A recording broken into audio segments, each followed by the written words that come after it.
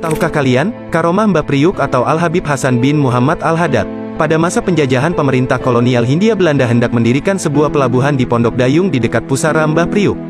Bahkan berulang kali petugas pemerintahan kolonial Belanda selalu gagal untuk memindahkan makam itu.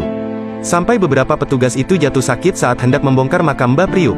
Bahkan, orang Belanda pada saat itu, ia pernah melihat ada orang berjubah putih memegang tasbih, pada saat makam Mbah Priuk mau dipindah. Orang Belanda lalu mencari seorang yang bisa berdialog dengan sosok itu. Lalu sosok itu berkata, kalau mau dipindahkan temui adik saya yang di Palembang namanya Habib Zain bin Muhammad Al-Haddad. Setelah Habib Zain berkomunikasi dengan Habib Hasan atau Mbah Priuk, barulah makam tersebut bisa dipindahkan ke Koja, Jakarta Utara. Makam itu pun masih berdiri kokoh di tengah hiruk pelabuhan Tanjung Priuk hingga saat ini. Ketika makam Mbah Priuk sudah dipindah, pada saat itu terjadilah eksekusi tahap kawasan makam Mbah Priuk yang ada di dalam area terminal peti kemas Tanjung Priuk. Kerusuhan dan bentrok pun terjadi warga dengan Satpol PP yang ingin menggusur makam Mbah Priuk pada tanggal 14 April tahun 2010. Pada saat itu terjadilah keanehan di luar nalar ketika 80 Satpol PP ingin masuk ke area makam, dan beberapa alat backhoe, alat berat, yang ingin merobohkan gapura pintu gerbang makam, tiba-tiba mati tak bisa dikendalikan sama sekali. Ketika rombongan Satpol PP ingin mencoba masuk ke dalam makam, tiba-tiba segerombol burung keluar dari atas makam Mbah Priuk. Burung-burung itu lalu mendatangi puluhan Satpol PP sambil membawa batu kecil lalu dijatuhkannya.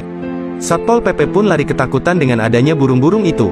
Tak hanya itu saja, karomah yang dimiliki Mbah Priuk juga dibuktikan dengan keluarnya cahaya warna emas dari makam tersebut. Cahaya itu menjulang sampai ke langit, dengan diiringi ribuan burung yang berterbangan. Ketika itu sebagian Satpol PP pun melihat ada rombongan berkuda yang keluar dari bangunan makam Mbah Priuk. Rombongan itu pun mendatangi Satpol PP seperti halnya orang mau berperang. Dengan adanya kejadian gaib tersebut, ada beberapa petugas Satpol PP yang tak mampu untuk mengganggu makam Mbah Priuk dan menghapi banyaknya warga yang menolak adanya penggusuran makam tersebut. Akhirnya semua petugas Satpol PP dan Brimob pun mengundurkan diri.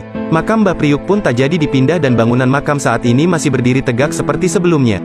Dengan adanya kejadian itu, akhirnya makam Mbah Priuk sampai saat ini menjadi tempat keramat dan bersejarah, selalu banyak dikunjungi penziarah dari berbagai penjuru pelosok untuk mengalap keberkahan Habib Hasan atau Mbah Priuk. Nah, itulah salah satu karomah dari Mbah Priuk. Bahkan karomah Mbah Priuk masih banyak yang belum kita ketahui. Wallahu a'lam bishawab.